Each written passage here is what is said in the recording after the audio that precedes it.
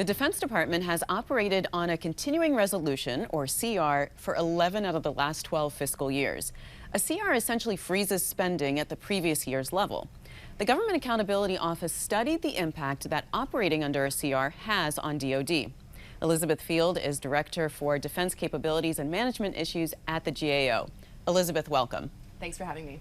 So is the bottom line here that operating under a CR is not that big of a deal for the Pentagon? Well, it's certainly not an ideal or particularly efficient way to operate, but I think the bottom line here is that because there have been so many CRs, and in fact, out of the last 45 years, fiscal years, there have only been 3 that have not had at least one continuing resolution, the department has figured out how to manage during them. So how does the department manage with a CR?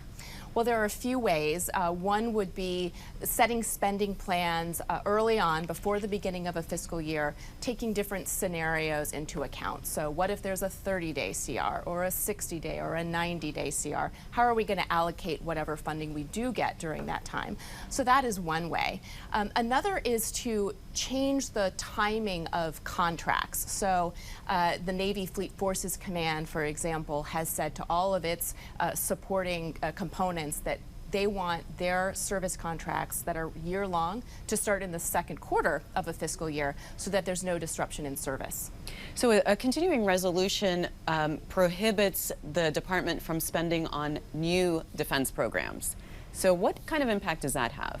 Well, you're absolutely right. And when we spoke to defense officials during our review, this was one of the concerns that they identified as being the biggest challenge for them, particularly when it came to procurement of big ticket items, of things like tanks and what are called major acquisition programs. But I have to tell you that what we did for our review is we went and we looked at all of these they're called acquisition reports for the 4 years, fiscal years that we reviewed. There were 45 that we found. Only 7 of them referred to a CR as a problem for that acquisition program. We followed up with defense officials after the fiscal year that report alluded to, and none of the effects on procurement that they predicted had actually come true. So one of the years recently was fiscal year 2019. I don't know how that made it through. A small miracle. That was not a CR. So tell me about that year. How did the Pentagon operate? Yeah, so it was really helpful for our review to have that year because, as you know, as you pointed out, it's very unusual for there not to be a continuing resolution, but there was not one in fiscal year 2019. And so we compared spending patterns at the department for that year compared to the other years when there was a CR.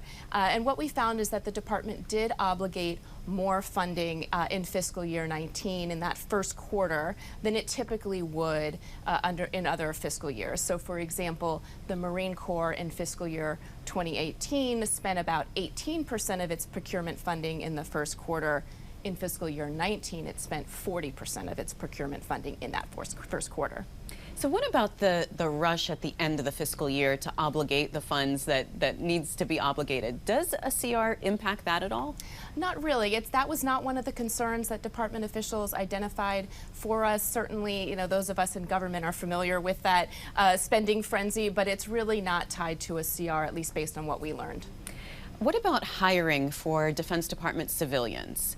Does a CR impact that? Are you not allowed to hire while you're operating under a continuing resolution? So generally the department can hire during a continuing resolution, although there might be some restrictions on that. And we looked at hiring patterns, hiring data to try to get a sense of how a CR might affect the department's civilian hiring. And we sort of found a mixed bag. On the one hand, we found that spending is a little bit lower on average during a CR, about 200 civilian personnel per day under a CR compared to 250 not during a CR.